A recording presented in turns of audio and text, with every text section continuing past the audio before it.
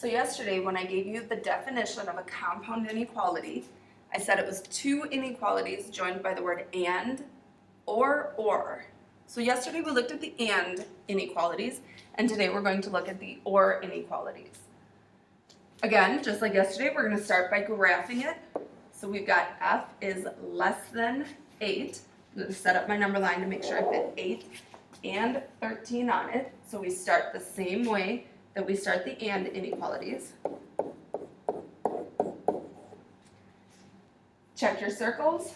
So we've got f is less than 8. We've got f is greater than 13.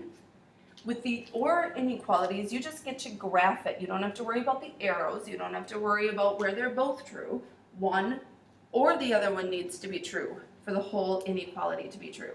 So f is less than 8. I'm going to shade to the left. Then I'm going to graph the second inequality. F is greater than 13, so I'm going to shade to the right. Now to list 3 solutions that make the inequality true, I can find any 3 numbers that are shaded. So anything less than 8, so f could equal negative 3/4. Anything greater than 13, so f could be 3,620.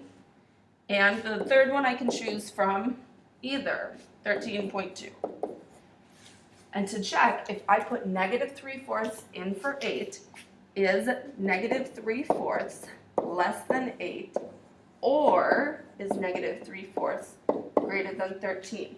Well, yes, negative 3/4 is less than 8, which makes the whole compound inequality true.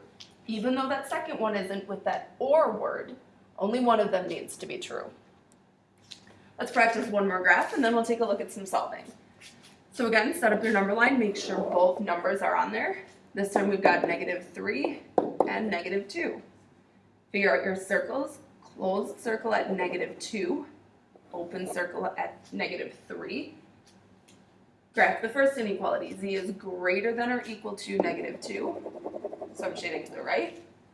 And Z is less than negative 3, so I'm shading to the left. List 3 solutions, so any 3 numbers that are not between negative 2 and negative 3, so I have a lot of numbers to choose from. Z could be 10.5. because it's greater than negative 2. Z could be negative 10.5 because it's less than negative 3. Or Z could be negative 1.9 because it is greater than negative 2.